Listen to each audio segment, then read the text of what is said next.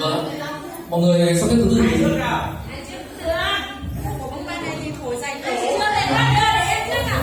Vâng. Không chỉ là tổ quảng cáo thôi, tổ quảng cáo thôi.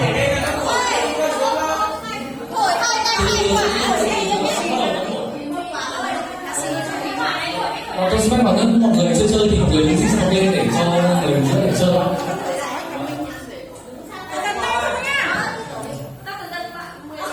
Người cấp cho bạn vào luôn. Giờ giờ chị Thu đã sẵn sàng chưa? Chúng ta bấm giờ bắt đầu ạ, thổi ạ.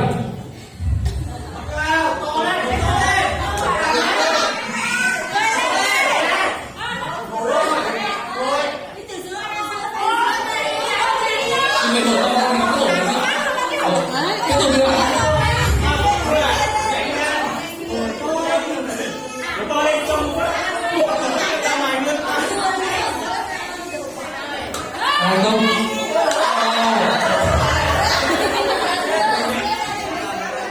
Rất thời hạn, rất thời hạn.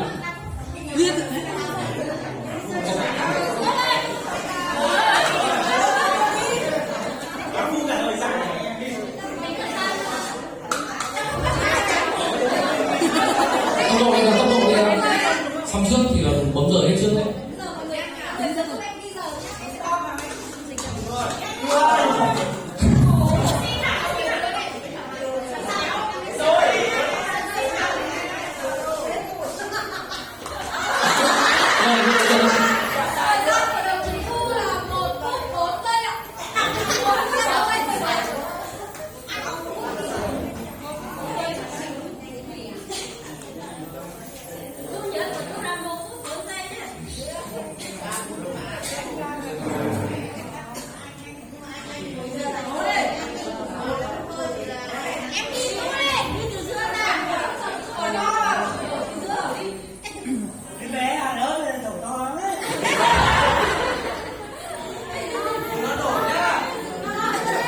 Dạ, không chưa? 3, 2, 1, bắt đầu.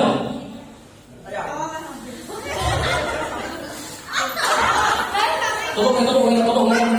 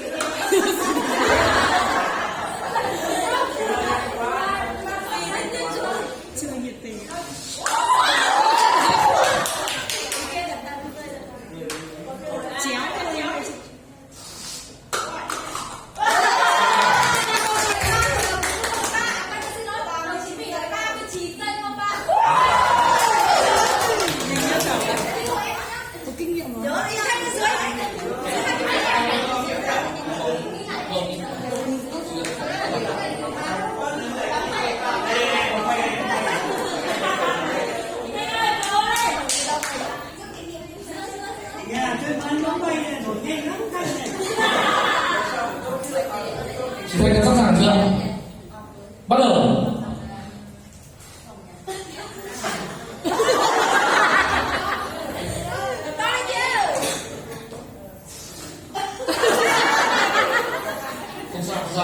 Không sao. Cứ bình tĩnh, cười bình tĩnh.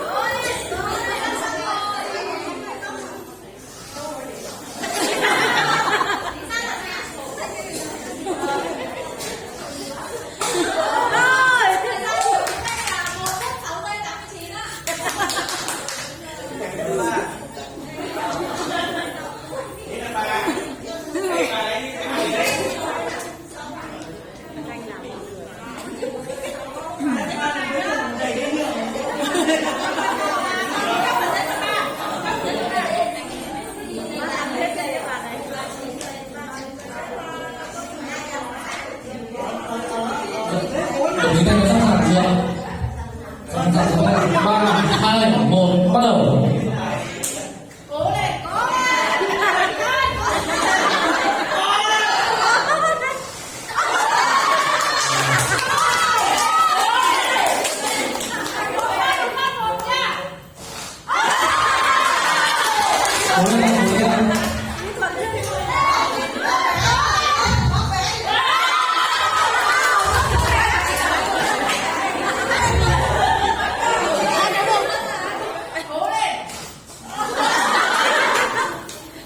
Đồng chí bình tĩnh nhá, cố lên ạ.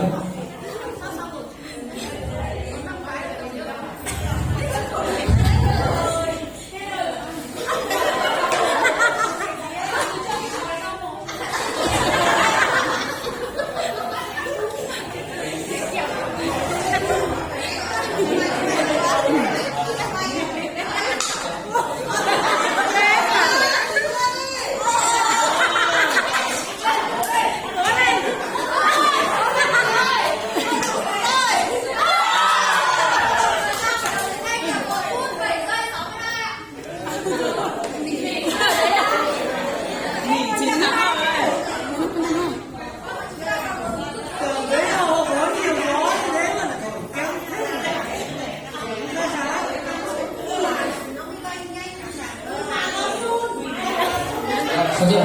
Đồng chí ban đã sẵn sàng chưa? Bắt đầu. Có lẽ bắt đầu rồi.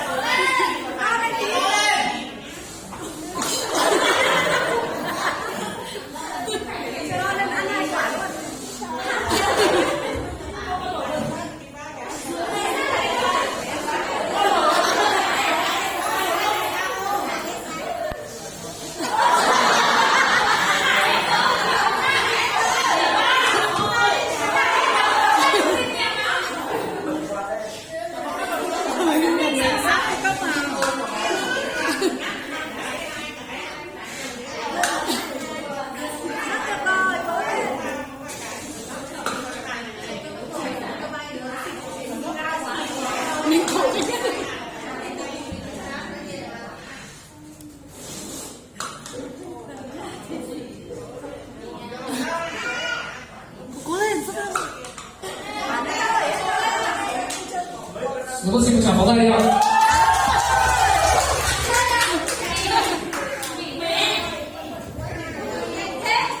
Nghỉ 39 giây.